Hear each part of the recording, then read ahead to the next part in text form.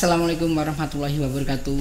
Waalaikumsalam. Pemirsa sekalian, di masa pandemi ini banyak hal yang terjadi. Nah, di antaranya yang mendapat porsi besar itu adalah pembelajaran dari rumah. Tapi untuk perbincangan ini saya kedatangan tamu jauh dari Magelang, Pak Agung Nugroho. Assalamualaikum. Waalaikumsalam warahmatullahi wabarakatuh. Bagaimana S3-nya? Insya Allah tahun ini bisa kelar. Amin. Tinggal menunggu. Sudah mulai sidang tertutup? Sidang pertama, kedua, ketiga sudah, tinggal sidang akhir. Oke, alhamdulillah. Pak Agung berasal dari Universitas Muhammadiyah Magelang. Di masa pandemi bagaimana ini perkuliahannya bagaimana? Ya, fenomena COVID-19 ini memang sangat luar biasa, mengubah mindset yang tadinya menjadi orang bilang bahwa pembelajaran secara daring, pembelajaran secara online itu seperti halnya di perkuliahan itu tidak mungkin. Sekarang malah terbalik. Sekarang terbalik sehingga menjadi daring itu adalah bagian dari proses pembelajaran. Nah, ini sehingga apa yang pernah kita gaungkan, saya dulu tahun mulai 2010. Tapi tahun 2006 itu sudah dimulai ya? Iya, kita sudah mulai. Tapi tidak ada. Tapi bibit-bibitnya tahun 2002 itu kita udah mulai bikin konten. Tapi belum, karena waktu itu Pak YouTube belum marak, belum publish. Belum, betul. Jadi dulu memang kita dari mulai iseng-iseng Pak Bambang ya. Kita mulai, kemudian kita bikin beberapa konten. Tadinya nggak jadi perhatian. Nah, sekarang dengan adanya wabah ini semua akan menjadi ahli konten istilahnya, ahli e-learning, membuat e-learning dan sebagainya. Nah, ini menjadi sebuah musibah atau berkah buat kita semua, kita nggak tahu ini. Jadi kita harus mengantisipasi dari musibah ini, harus bisa ambil sisi positifnya untuk menjadi produksi yang lebih baik. Padahal dulu ketika bikin konten itu dosen-dosen yang udah kita bangunkan e-learning ya, itu sulit. Yeah. Padahal sudah diberi stimulan juga sulit. Kayaknya memang karakter kita itu harus dipaksa dengan kondisi. Betul. Kita sebagai pengajar itu sekarang juga harus dituntut kreatif. Kalau biasanya kita cukup karena semua ilmu itu sudah ada di kepala. Waktu kuliah, waktu mengajar, jam mengajar, masuk ngajar sudah biasa. Sekarang dengan adanya harus menggunakan sistem daring, kemudian kita harus membuat konten, harus bekerja keras lah. Inilah tantangan, jangan jadikan hambatan, tapi ini adalah tantangan. Karena apa? Sebetulnya sekarang itu kita baru kesulitan memang membuat konten lagi. Kita masih memikirkan konten untuk minggu depan, konten untuk materi ini. Tapi sebetulnya kita tuh baru menabung. Jadi kita sekarang itu adalah baru memproduksi. Kita memang, kalau orang Jawa bilang ngerekoso, memang ngerekoso. Tapi nanti hasilnya akan dinikmati di kemudian hari. Insya Allah nanti tahun depan itu konten-konten yang kita buat sekarang itu kita tinggal menikmati. Ya, banyak hal yang bisa kita perbuat ya. Konten kan tidak harus seperti materi pembelajaran, tidak harus, tapi juga mungkin konten-konten yang ada dari masyarakat kita ambil sebagai tematik, kemudian kita membuat tanggapannya, dan justru itu dari permasalahan itu kita bisa lebih kreatif dan inovatif. Iya, nanti pada saat new normal, nah itu segala sesuatunya akan terbiasa dengan kondisi sekarang ini. Padahal yang dulu dipaksa-paksa sulit, nanti akan menjadi normal baru, dan siapa yang tidak terbiasa, tidak bisa menyesuaikan diri, nampaknya akan tertinggal, ya kan? Betul sekali. Apa yang disampaikan Pak Bambang itu sangat seperti itu. Jadi kita memang sekarang baru bukan evolusi lagi, tapi revolusi. Jadi evolusi pembelajaran. Jadi yang tadinya serba offline sekarang harus serba online.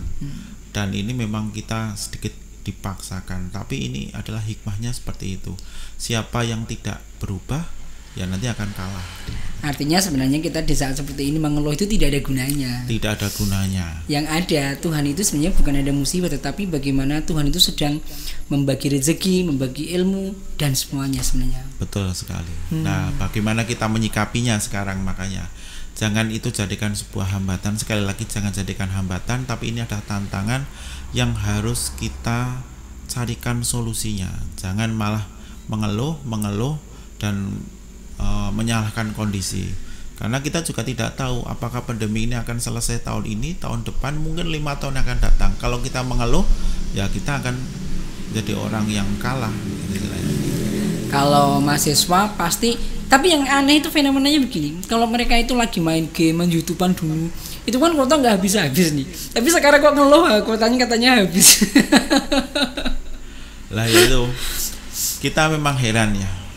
Memang kondisi kita sekarang dulu sewaktu kita kuliah, sewaktu kita itu memang beda dengan kondisi sekarang. Dulu internet sangat berharga sekali. Kita bisa internet, bisa melihat dunia maya, dunia lain dan sebagainya, sehingga memanfaatkan sepenuhnya untuk mencari ilmu, menambah wawasan. Tapi saya kira sekarang ada suatu fenomena yang agak sedikit terbalik di generasi muda, generasi milenial ini. Malah internet itu sekarang bukan untuk menambah wawasan, tapi mungkin proporsinya hanya 20%, yang 80% itu untuk entertain, main game, kemudian untuk YouTubean, untuk media sosial dan sebagainya. Nah ini yang seharusnya ditangkap peluangnya.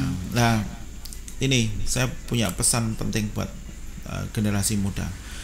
Jadi sebetulnya mau sukses tidaknya itu tergantung daripada diri sendiri, dari teman-teman dari kaum milenial ini. Kalau sekarang tidak memanfaatkan momen ini dengan baik atau tidak bisa mengantisipasi dengan baik, nantinya itu malah ya nanti akan menjadi generasi yang selalu jadi penikmat.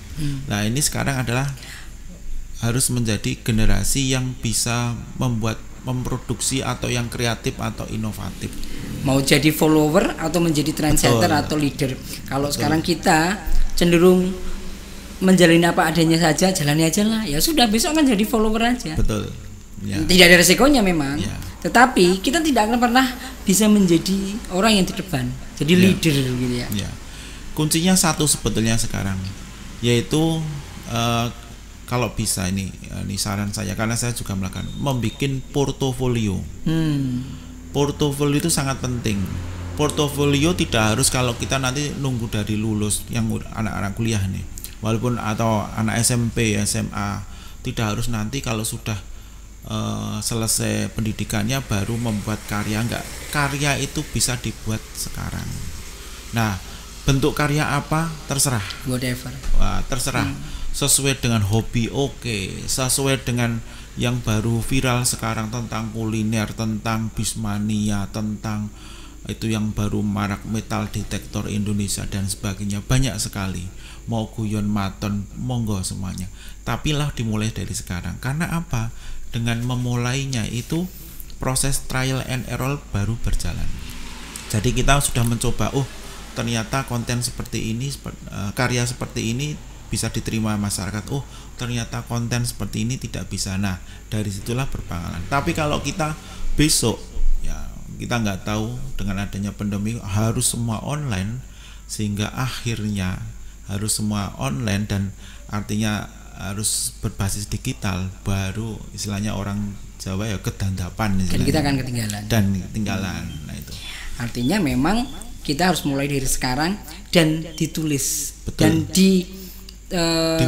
diwujudkan ya. Dan harus dipublikasikan. Betul. Biar orang tahu, bukan untuk riak ya tentunya. Betul. Ya, tetapi biar bisa jadi ini menginspirasi orang lain ya. Gitu loh. Ada sebuah hal yang menarik, ini pengalaman pribadi tahun 2010, karena saya saat itu mengikuti jejaknya Pak Bambang ini tentang multimedia.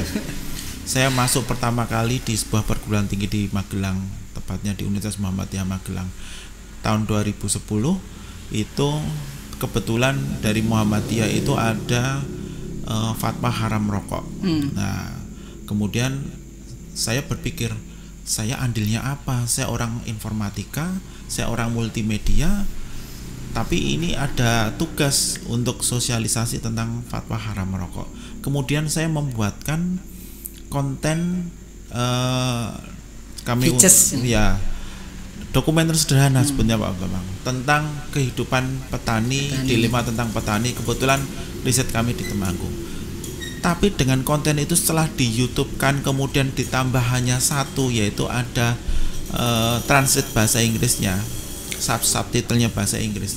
Ternyata nama saya terkenal sampai WHO, sampai saya pernah menjadi staf ahli di Kemenkes, kemudian dipanggil menjadi narasumber di mana-mana. Saya sampai heran, hanya satu karya dari keahlian saya tentang pembuatan konten multimedia, kemudian saya upload, ternyata tanggapannya beragam, memang ya luar biasa.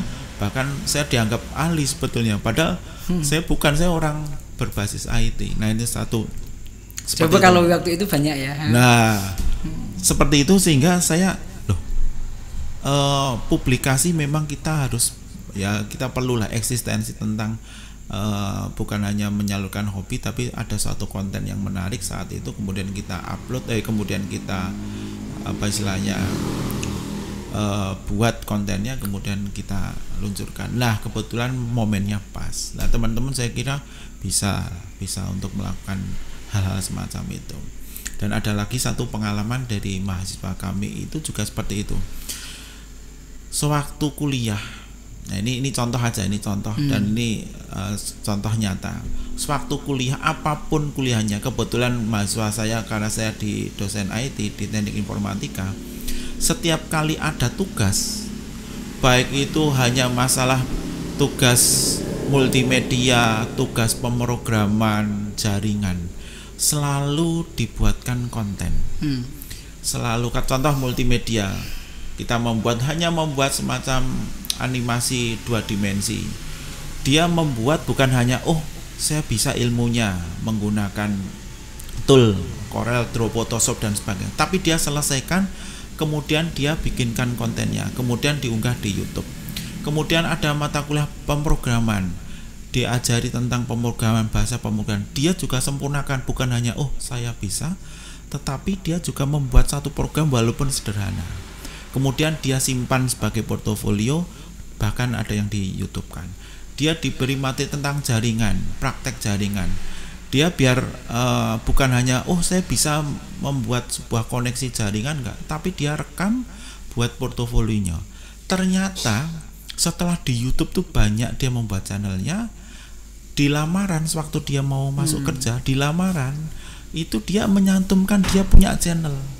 Dan sekarang itu bukan orang percaya dengan cerita. Jadi sewaktu nanti diwawancara di sebuah perusahaan, kebetulan dia sekarang bekerja di BUMN ya, kemudian diwawancara, kamu sudah bisa apa, dia tinggal menunjukkan channelnya, selesai. Nah channelnya selesai, kamu tuh ternyata bisa ini, bisa begitu, bisa itu bukti yang real, jelas. Nah, bukti yang real. Jadi selama kuliah, selama itu bukan hanya menimba ilmu, tapi dia juga bikin portofolio hasil karya yang disimpan, dipublish, kemudian bisa menjadikan bukti karya pada saat wawancara kerja. Nah itu adalah sebetulnya kalau kita mahasiswa nih sekarang seperti itu semua, saya kira luar biasa. Ya. Oke, ditambah ini apa yang dilakukan Pak Agung ini terhadap mahasiswa selama di rumah itu apa mungkin unggulannya? Makanya tadi ini sudah mulai bikin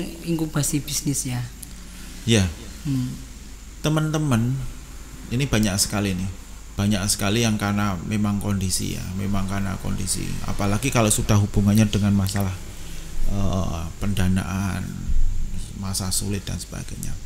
Teman-teman mulailah dengan yang namanya berbisnis. Bisnis itu tidak harus, biasanya nih orang Indonesia itu bisnis itu karena apa? Kepepet biasanya. Biasanya kepepet, kalau sudah ngelamar sana, ngelamar sini, nggak keterima, akhirnya berbisnis. Sekarang dibalik. Justru sekarang itu adalah bisnislah adalah yang utama. Jangan menjadi seorang karyawan terus. Karena karyawan itu adalah sebetulnya kita posisinya itu sangat lemah.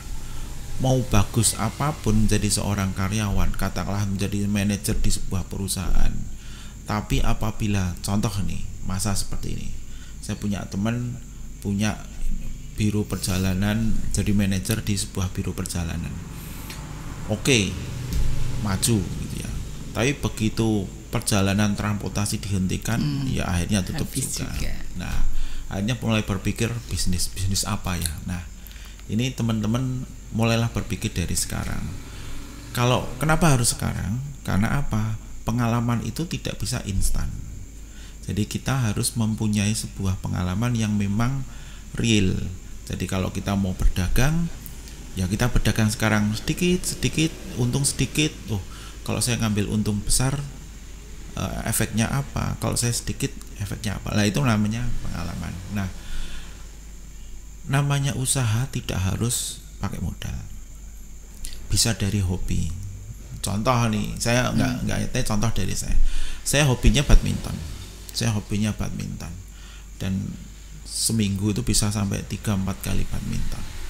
Nah, di badminton itu sebenarnya ada bisnis apa? Pasti ada. Jualan raket, jualan kok, sepatu dan sebagainya. Nah, setiap hari, setiap minggu lah, saya mempunyai target bisa menjual 250 slop kok. Artinya apa?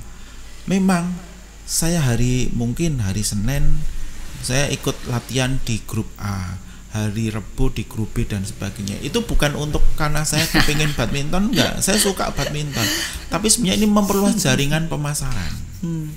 Di setiap grup itu pasti ada kebutuhan minimal kok, karena kok itu habis pakai. Nah, kita tahu, kok yang diinginkan oleh klub itu tuh apa, yang diingin kelompok itu apa. Kalau kita sudah tahu, nah besok kita yang menjadi supplier. Untung satu slop itu bisa sampai 30-40 ribu sehari. Bayangkan kalau seminggu kita bisa mensuplai dari beberapa klub itu. Jadi saya punya prinsip, setiap kali kegiatan kita kalau mau dibisniskan tuh bisa sebetulnya. Orang yang punya toko pancing berasal dari hobi mancing. Orang yang punya toko pakaian ternyata berasal dari dia suka fashion dan sebagainya. Betul. Dan ini banyak sekali. Dan ini kisah sukses seperti itu karena hobi banyak sekali. Satu contoh yang menarik, depan rumah saya namanya Pak Juheri.